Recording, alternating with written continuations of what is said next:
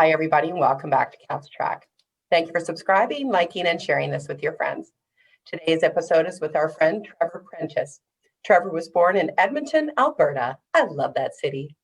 Trevor and his amazing wife have 4 awesome kids between the ages of 9 and 2 years old. Busy home. Lately, they've been doing a lot of outdoor activities, sledding, skiing, walks, etc. They've also enjoyed the indoors, playing board games together. So nice. Besides his loved ones, Trevor's passionate about teaching kids, his especially, and learning, especially when it relates to new science and technologies, hence his interest in intellectual property. In non-lockdown times, he and his wife both love to travel. They've been on many excursions together, including a year-long visit to Europe, where they visited 38 countries, and more recently, a month-long road trip to Disneyland, and everywhere in between, with 4 kids, including a newborn. Very brave.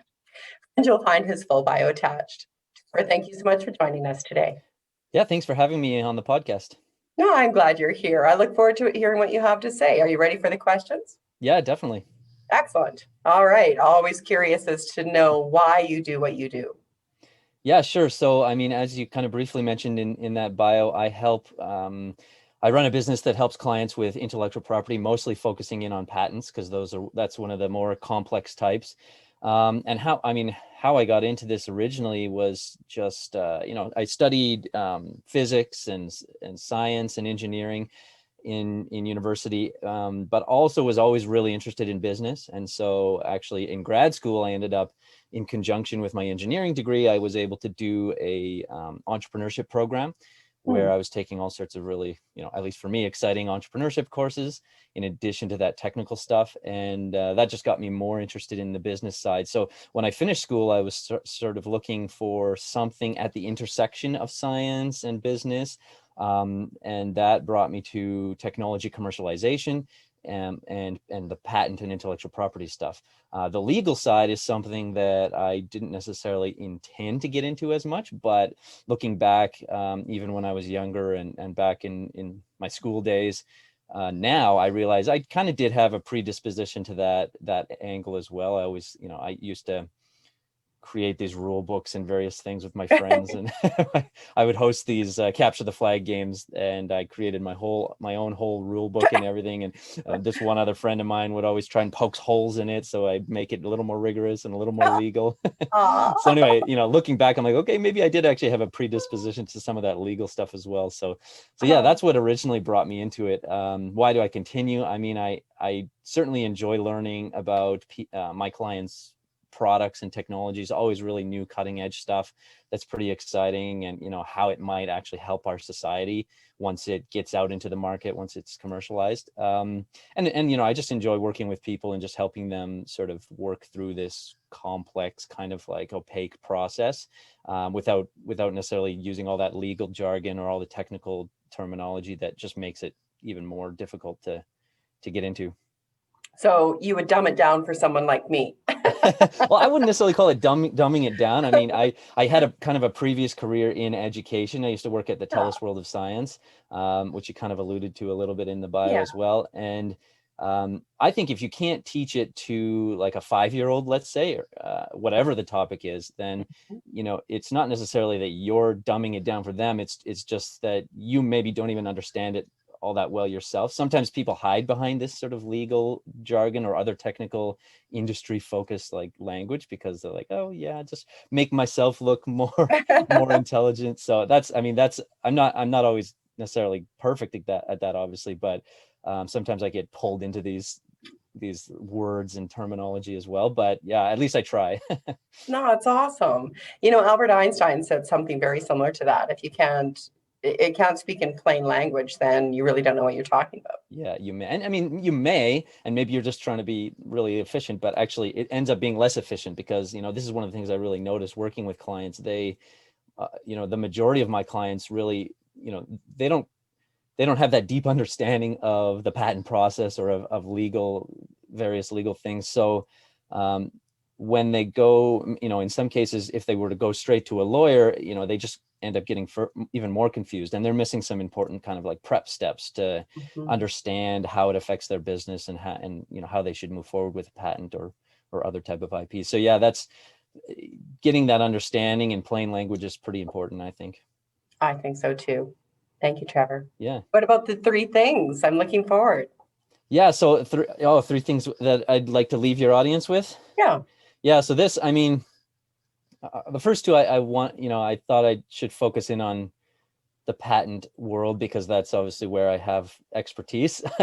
So if I was trying to come up with it's just 3 general things, I'm sure they'd be okay. But with patents, I do know, a little bit more about that area. So, so the first thing is if any of your listeners or viewers are considering patent protection, they're entrepreneurs or innovators or anything like that, then I always say make sure to talk to someone like me or a lawyer or someone who knows about the patent process early and earlier than you might think, because there's one rule that the patent office has where if you publicly release your idea, so maybe you start selling your product or you're telling another company or a third party about what your product is outside of a confidentiality agreement, then you can basically no longer file a patent in most countries anymore.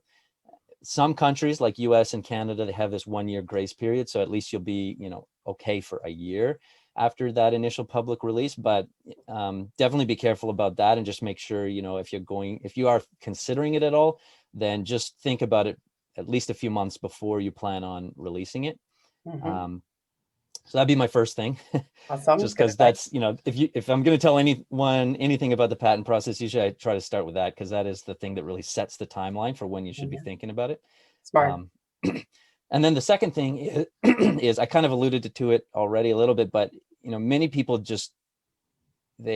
entrepreneurs and people who are developing new products and processes and stuff, they have been told, okay, you should get a patent, or maybe they think they need a patent for some reason, which they may. And usually what they'll do is they'll just go straight to the lawyer and be like, okay, I want a patent. And then the lawyer sort of asks, so what do you want a patent on? And now there's this sort of long drawn out conversation, and it kind of increased costs. And oftentimes, when I'm working with clients, I find that they don't always even know themselves what part of what they have is most likely to be patentable, or what they should be focusing on, or what they even should be asking their lawyer to file a patent on. So, and so that's one example, but there's a lot of sort of complex planning on the business side that should really be done before jumping in and starting to spend, 10 grand or whatever it ends up being with your lawyer. That's obviously an important step, but I think a lot of people skip these business strategy or these preparatory steps. So something to consider if you're thinking about patenting. Very smart. May I ask just one question before you carry on? Yeah. What kind of, you talk about the clients that you've been working with, and ideally they come to you before that next step. Two questions. What is the client avatar look like for you? What is your preferred type client? Do you have a sweet spot? Do you have an industry, reach, that sort of thing? I don't know even what other questions to ask, but that question. And then secondly, do you have a lawyer that you then move them through to the next step when it comes to the legal side that's needed? Yeah, definitely. So I guess in terms of the first question, I'm typically working with smaller startup companies, so newer companies. I mean, if it's a older or a company that's been around for a few years, then oftentimes they've already sort of come across the expertise they need, or maybe they're already working with a lawyer. Also, if it's a larger business, they'll often have that expertise to some degree in-house. Although I have worked with some larger companies as well, but I just find the smaller ones, maybe 1 or 2 co-founders, or anywhere up to four like initial co-founders, let's say, but maybe they haven't really hired much yet. That's kind of my ideal sweet spot, because those people really even need more help, and they've got a huge to-do list often of all these different things to figure out about how to start their business. And so to make the to-do item, about figuring out this whole patent thing a little more efficient for them, that really gives them even more value. Some of those bigger companies, they can certainly get value from going through my program and working with me, but it's just not quite as much. In terms of industry, I mean, I work with some software companies. A lot of people sort of jump straight to the conclusion that software is not patentable, but I think that's a misconception, as you can kind of tell just by looking at like some of the bigger companies and how many patents Yeah, they have. right. Yeah. And sometimes it almost seems like an Alberta or a Canada focused opinion, this idea that Hmm. software is not patentable. Hmm. So anyway, I try to help get rid of that myth, let's call it. I mean, sometimes, whether you have software or a physical product or hardware or something else, a process, it might not make sense for you to file a patent, certainly, and I'll probably be the first one to tell you that. But certain software products, it does make a lot of sense to still consider patent protection and eventually, in a lot of cases, file as well. Mhm. So I do work with some software companies, but I wouldn't say that's the primary area or industry. My background is more in physical sciences engineering, so I Mhm. haven't worked with as many, let's say, health technologies or health companies, and certain medical based, let's say, drug companies, those types of companies, patent protection is part of it, but there's so much more. Like, they need to go through regulatory approval and all these different things, which are tied into the patent process, that I tend not to work with those companies as much, but I think they could still get certain value. So let's say maybe an engineering firm with a consumer product or a physical product, maybe something with hardware, computer hardware, that type of thing, or software. So those are kind of the industries that I help a lot with. And like I said, smaller companies, entrepreneurs, startup companies. I've worked a lot with Startup Edmonton and a little bit even Platform Calgary, helping educate the people going through their programs. Cool. So yeah, hopefully that gives you. And then Yeah. your second question, what was it again? Do you have lawyers that you work with Oh yeah, of specifically course. Yeah. for the next stage? Yeah, so I have a process that I take clients through, and actually recently, and this kind of, I think your last question will relate a little bit more to what I see going forward in my business. But recently, I've been working on a new, or I guess I should say, formalizing that process a little bit more into these various modules that I now take clients through. And module 8 is where we formally engage the lawyer, in a very specific way that makes that relationship more effective. And so there's a number of lawyers that I have that I've worked with a lot in the past. I can think of 2 in particular that I've worked for many years that, I know they're really good. They have pretty good pricing, and they understand the program that I've developed, so that, when I'm kind of handing off my clients or, helping my clients work with them, then it ends up being a much more efficient process. And they don't get, because I know there's a lot of lawyers out there. I have a huge spreadsheet of of all the lawyers I've ever worked with over the past like decade or so. And I'll say that a lot of them have a little note next to them in the cell saying, don't work with this lawyer in the future for Mhm. various reasons. Either I've just didn't have a great experience, or there was something about it that, wasn't optimal. And so there's a few, certainly, obviously, that I don't have those notes, and they're great to work with. And those are the ones that I try to recommend my client. And actually, I just recently started working with another. So I'm always looking for new lawyers as well to add to that list. Sure. And so, but yeah, I definitely have a list, and I can help recommend. In fact, anyone, whether they work with me or not, I'm happy to recommend a lawyer to people. That's excellent, Trevor. Thank you Yeah. so much for saying that. Yeah, no problem. And your third thing? Yeah, so the third thing is a little bit further removed. Well, it applies to patents as well, but I think I could kind of generalize it a little bit, and that's just get help. And so, I've obviously, in terms of patent, you'll definitely need help in terms of getting a patent application, either from a lawyer or for someone like me to do some of that prep work more from the business side. But more generally, getting help on your business, I think, is a super important thing, because there's just so much when you are starting a business. If you're an entrepreneur, or even just in your career in general or life, there's so many different things that you might need help with. So, I mean, for me, this is something that I haven't necessarily done as much as maybe I could, and maybe I'd even be further along if I had done this recent. And I say this because recently, in the actually beginning of December, I joined a paid coaching program, and really started getting some very focused help on my type of business and how I can kind of bring it to the next level and move it forward. And in the last couple months working with that group, it's been great. I mean, I've been able to really accelerate the growth of my business and various various other things. So that's something that, I definitely recommend other people do, and not just in business either. We're definitely in a weird time where there's not as much ability to get out and meet with people. And so I know that's affecting different people in different ways. And, getting help just generally in life is probably a pretty important thing. I agree. My Yeah. dad, when he was alive, had a lot of dadisms, and one was no one gets anywhere without everyone. Yeah. Yeah. Well, exactly. Yeah. So that's something I'm definitely trying to do more with this, and actually I recently, before this coaching program that I just joined,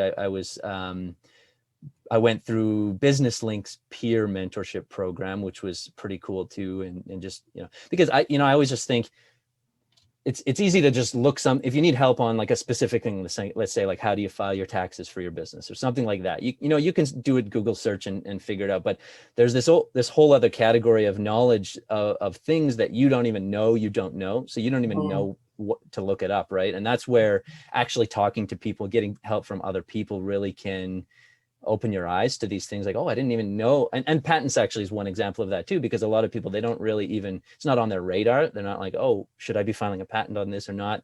Until maybe they start looking for investment and an investor says, hey, have you filed a patent? They're like, I don't know what even is that. So, so that's one example, but I think, there's so many other things, and I'm always trying to find like, what's the other thing, the next thing that I don't even know that I'm missing in my business or in my life. So, yeah. I love your intense, curious brain. Yeah, that's something that I've always been, as a scientist, in terms of my education way back in the day. And I still kind of think of myself as a bit of a scientist. Yeah, I'm always just trying to learn and figure out what that next thing is that I should be looking into. I do try to focus, especially now that I'm running my own business and that's, my family's primary source of income. I do try to focus on the things that I really need to know in the moment. But yeah, even listening to podcasts and all sorts of things for fun, I do that as well. Yay, that's awesome. Well, good. And I'm very curious to hear your perspective on the new frontier or a good news story. Sure. Yeah. I mean, in terms of where I'm taking at least my business, hopefully, I mentioned this coaching program that I've been in recently, and it's really helped me focus, like I said, that process that I take my clients through into effectively into like 3 phases, 9 steps. And so I've just recently launched this new pilot program, where I'm basically I've created these video modules and worksheets, and then a review process and coaching where I can take, and I still do a lot of work for my clients. And now I also have this new program where I'm helping my clients through that process. And it's a bit more self-directed from them, but there's still tons of review and coaching and feedback. And I think it's going to be, I'm pretty excited about it for a few reasons, because I think I'll be able to help a lot more people with that new program. Just figure out all this patent stuff from the business perspective. And I think, it will actually result in far better patents for my clients and hopefully for lots of people in who are becoming entrepreneurs or just getting started with their business. And I think, it'll help me grow my business as well. So that's what I'm excited about in the next year or so, really getting that program going. And it's a pilot now, but coming out with version 2 and seeing if I can continue that and if it works.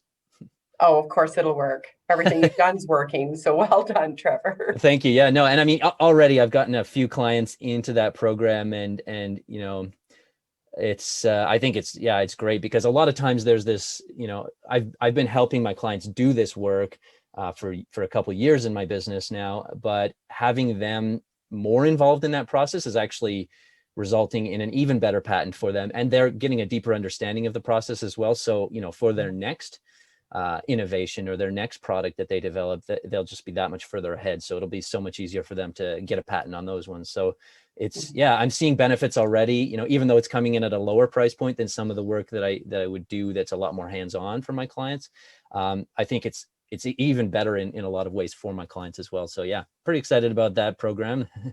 Yeah, and you're helping even more. So well done. Well, yeah, exactly. I think it'll allow more people to, it's, just being a solo entrepreneur running my business. I mean, I have some sort of service providers that help me, obviously, and subcontractors and such, but really just being myself in my business, it's hard to, once I get a couple clients, you know, at least with the previous model, I would sort of start to max out what I could, how many people I could help with. And I'd have to say, all right, you know, that next person, you'll have to wait. And sometimes you can't always wait with the patent because you've got to file it, like I mentioned, with a specific timeline. So this one, yeah, hopefully I can help a lot more people.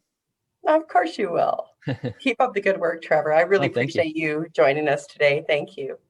Thank you. Yeah, it was a pleasure to chat with you. It was awesome. Good luck with your business. Thanks. That was Trevor Prentice, everyone. Check out the great work that he's doing, and obviously spread the word with anybody that we know that wants to consider a patent at any point. Introduce them to Trevor first before they go down that road. Thanks so much for joining us on Cat's Track. We'll see you next time.